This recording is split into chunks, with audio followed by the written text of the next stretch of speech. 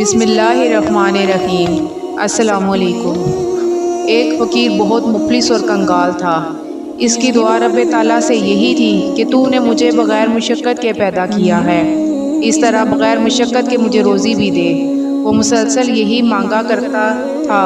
اللہ تعالیٰ نے اس کی دعا قبول کر لی۔ اسے خواب آیا کہ تو ردی والے کی دکان پر جا، وہاں بوسیدہ کاغذ میں سے تجھے ایک کاغذ ملے گا، اسے لے آ اور تنہائی میں پڑھ۔ صبح اٹھ کر وہ ردی والے کی دکان پر گیا۔ ردی میں سے وہ تحریر گنج نامہ تلاش کرنے لگا۔ تھوڑی دیر بعد وہ گنج نامہ اس کے سامنے آ گیا جو اسے خواب میں نظر آیا۔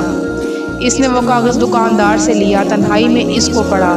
اس پرچے میں تحریر تھا کہ شہر سے پار ایک مزار ہے، ادھر ہی خزانہ دفن ہے۔ مزار کی طرف پوچھ تو منہ قبلہ کی طرف کر کے تیر کو کمان میں رکھ، جہاں پر تیر گرے وہاں خزانہ دفن ہوگا۔ فقیر نے تیر کمان لے کر اپنے جوہر دکھانے شروع کر دیے۔ جہاں تیر پھینکتا وہاں جلدی سے بیلچے کی مدد سے زمین کھودنا شروع کر دیتا، مگر خزانے کا نام و نشان بھی نہ ملا۔ وہ روزانہ اسی طرح کرتا، تیر پھینکتا، جس جگہ تیر گرتا اسے کھودتا، مگر خزانہ نہ ملتا۔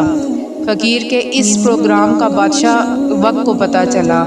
بادشاہ نے اسے طلب کیا۔ اس نے ساری کہانی کہہ سنائی اور کہنے لگا، جب سے خزانے کا پتہ پایا ہے تلاش میں ہوں، خزانہ تو نہ ملا، سخت تکلیف و مشقت میرا مقدر بن گئی۔ بادشاہ نے فقیر سے وہ گنج نامہ لے لیا۔ خزانہ پانے کے لیے بادشاہ نے بھی تیر چلانے شروع کر دیے۔ 6 ماہ تک بادشاہ بھی تیر چلاتا رہا مگر کچھ ہاتھ نہ آیا۔ بادشاہ سلامت بھی نامید ہو کر وہ گنج نامہ فقیر کو واپس کر دیا۔ فقیر نے پھر اللہ عز و جل کی طرف رجوع کیا، عاجزی، انکساری اور آنکھیں اشک بار کر کے دعا کی، اے میرے اللہ، میری سمجھ سے یہ عقدہ بالا تر ہے، میں راز کو نہ پا سکا، تو خود ہی کمال مہربانی سے اسے حل کر دے اور مجھے خزانے تک پہنچا دے۔